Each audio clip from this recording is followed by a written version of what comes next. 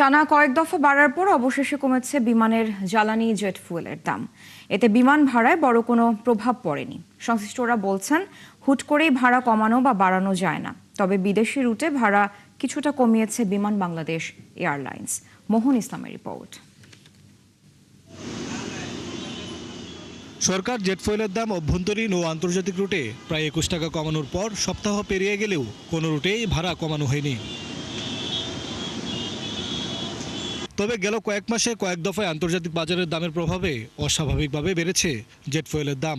বছরের শুরুতে যেখানে প্রতি লিটার জেট ফুয়েলের দাম ছিল প্রায় 95 টাকা, মার্চ ও এপ্রিলের ধারাবাহিক বৃদ্ধিতে তা বেড়ে দাঁড়ায় 227 টাকার বেশি। অর্থাৎ মাত্র 4 মাসে লিটার প্রতি বেড়েছিল 130 টাকারও বেশি। বেড়েছে বিমান ভাড়াও। সর্বশেষ একসাথে বড় ধরনের দাম বাড়ার পর বিমান ভাড়াও বড় আকারেই বাড়িয়েছে সব এয়ারলাইন্স। কিন্তু দাম কমার পর এবার ভাড়া সমন্বয় করেনি বেশিরভাগ এয়ারলাইন্স।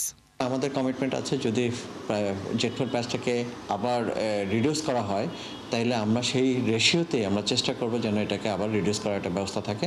আমাদের যারা এয়ার ম্যানেজমেন্ট নিয়ে কাজ করে তারা অলরেডি এটা নিয়ে কাজ করছে, বাট আমরা আসলে একটু অপেক্ষায় আছে। আবার যে কোনো মুহূর্তে আসলে মধ্যপ্রাচ্যের যে সংকট, সেই সংকটকালীন সময়টা কিন্তু শেষ হয়ে গেছে, এটা ভাবারও কোনো সুযোগ নাই।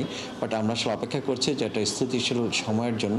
তবে রাষ্ট্রায়ত্ত বিমান বাংলাদেশ এয়ারলাইন্স আন্তর্জাতিক রুটে কিছুটা কমিয়েছে ভাড়া।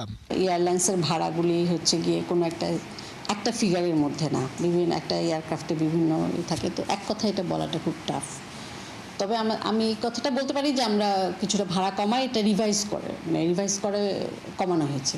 এর আগে দফায় দফায় জেট ফুয়েলের দাম বাড়ায় ঘাটতি ক্ষতির সম্মুখীন হয়েছে বলে দাবি সংশ্লিষ্টদের।